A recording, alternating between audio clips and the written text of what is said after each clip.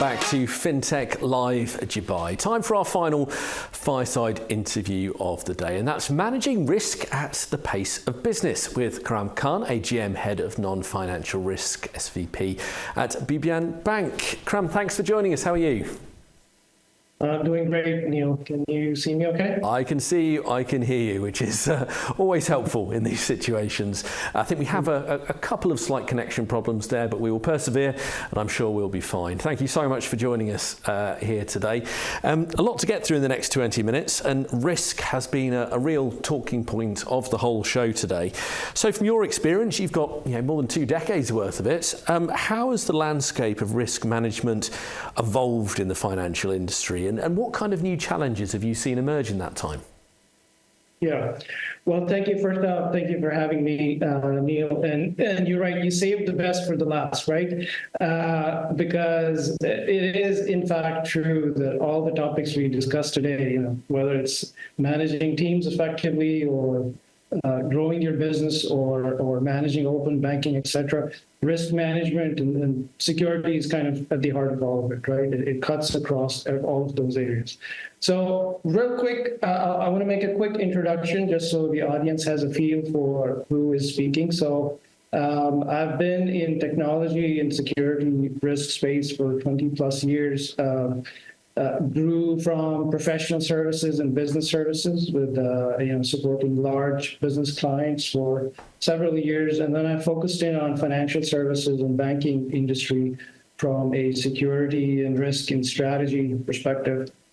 And then I've also worked on information security in a critical infrastructure payments company for a few years in the US again.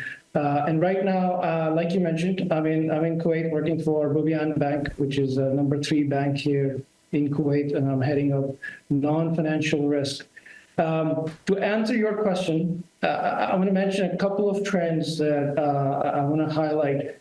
If you think about banking and fintech in general, financial services, and you think about risk management, what comes to mind, right?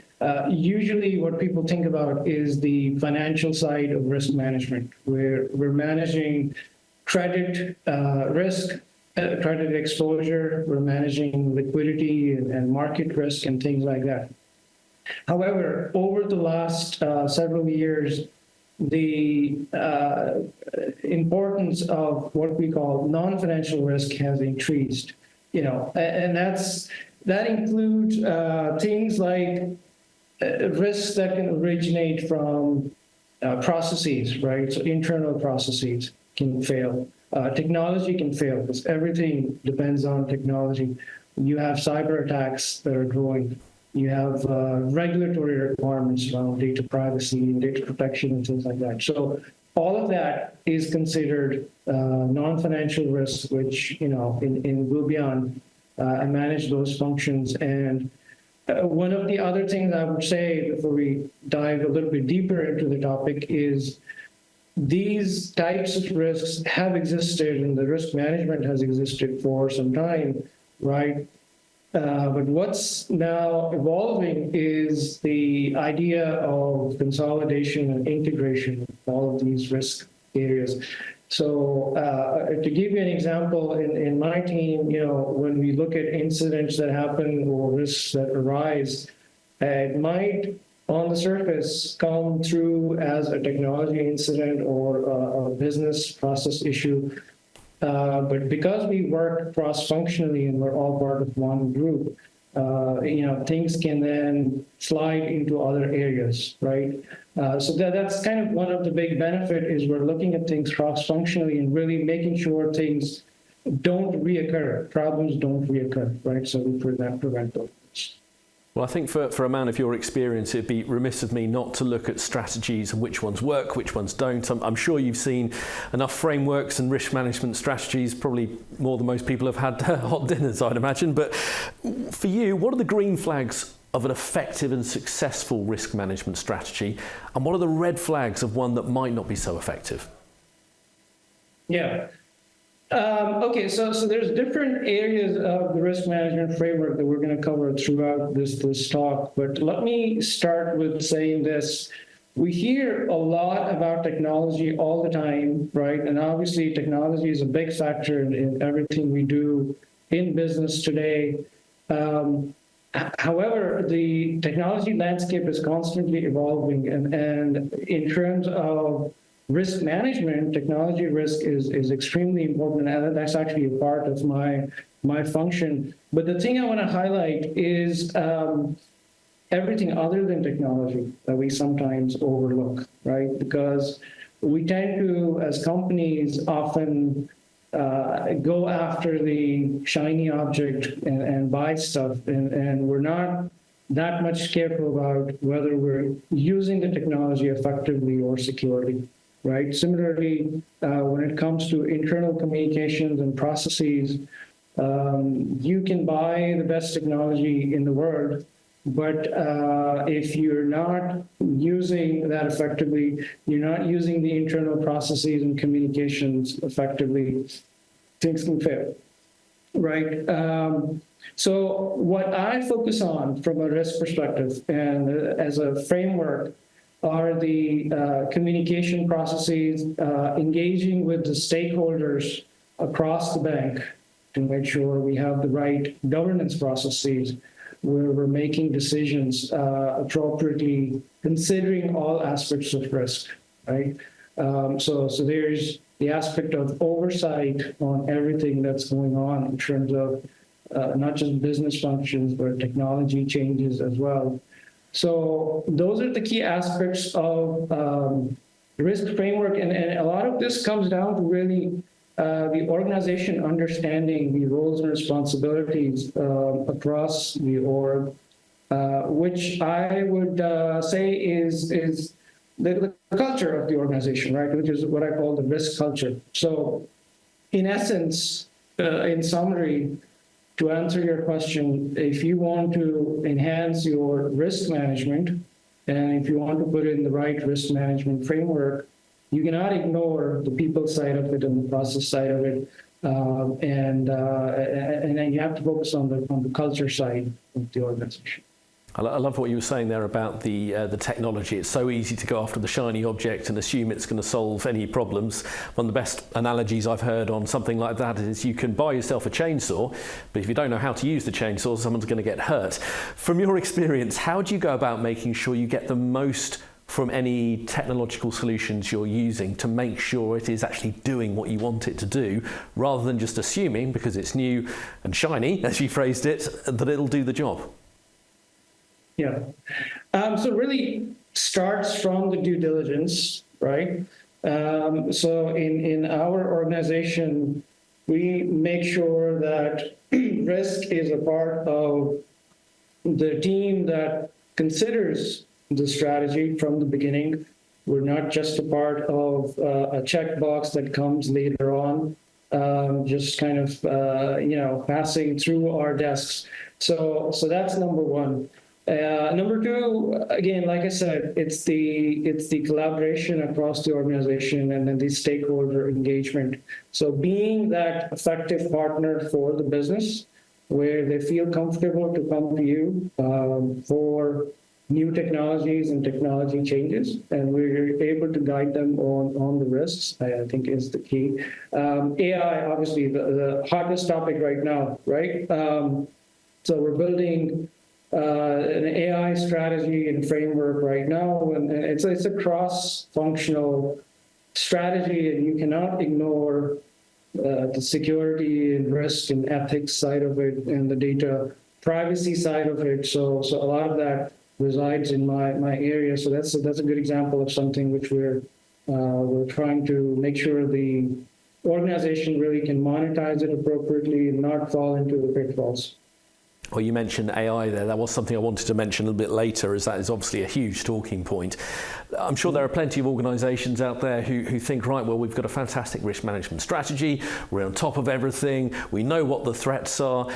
Is that sometimes the biggest risk, where people think they are on it, that they've got everything sorted when the pace of change could pass them by? How do you try and keep up with the pace of change? Yeah. So I guess going back to reframing your question a little bit, I want to make sure we go back to how we define risk in the first place, right? And a lot of times, if you look at the academic definition of risk, you will see things like impact and probability and very kind of data-oriented definitions. And that is correct for a lot of types of risks, and it's true for non-financial risks as well. However, it's a little non-financial risk side is a little different from your traditional risk areas where you're assessing credit worthiness, for example, right? You have the data on the consumer and companies, and it's more of a data and science part of it. In terms of non-financial risk, I would say it's more of an art. So to answer your question, how do you stay on top of it? You have to build the organization culture in a way that you're not left out of the picture. So to give you an example, in our organization, when I joined 3 years ago, we have this. We've started this idea, or relaunched, I would say, this idea of what we call risk champions across the organization, right? So this is something that was actually tried in the organization a couple of years prior to me joining. However, because of some stakeholders not fully understanding and not fully following the framework, it didn't go very far, right? So we kind of reintroduced when I joined this risk framework, risk champions framework. And what it is we have assigned points of contact within business units that we interact with for all types of risk-related activities, right? So these are the individuals that are responsible for enhancing the culture within their business units. We call them risk champions for a reason, right? And they are responsible for example, reporting any incidents to us, any issues that happen in the events, working with us to resolve those so that they're not just band-aids, but actually for proper fixes and avoid recurrence.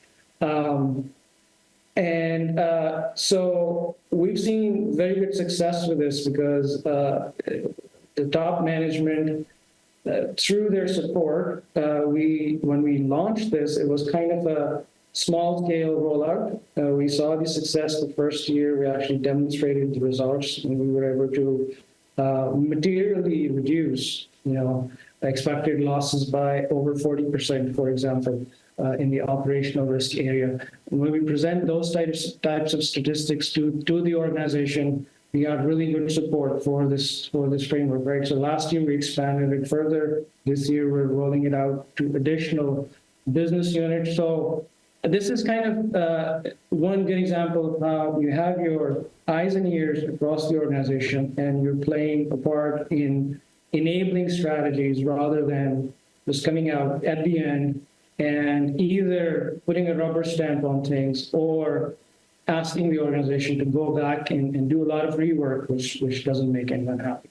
That's a fantastic example of how you actually embed that culture into an organisation. It's not the sort of thing you can solve with one email. It needs to be absolutely hardwired and ingrained as a watermark through the whole organisation. I'm conscious of time. I do want to get on to another key theme that we've covered today in the show a great deal, and that's about balance, about how financial institutions can strike that balance between risk management and business growth and customer experience. How do you, from your experience, how do you go about striking that balance between all of those things? Yeah, great. So using some of the foundational aspects that I just mentioned, you have to kind of now, beyond that, look at your effectiveness and efficiency of your risk management processes. Look, the analogy I would give is, and I'm permanently based my permanent base is North Carolina. So Charlotte, as you know, is called the world capital for stock car racing, right? So the example I give is in stock car racing, you have this idea of a pit stop, right? Now, these are racing cars that have to go up to 300 miles an hour. and why do you stop and do some safety checks and change the wheels? Because you want to be safe, right?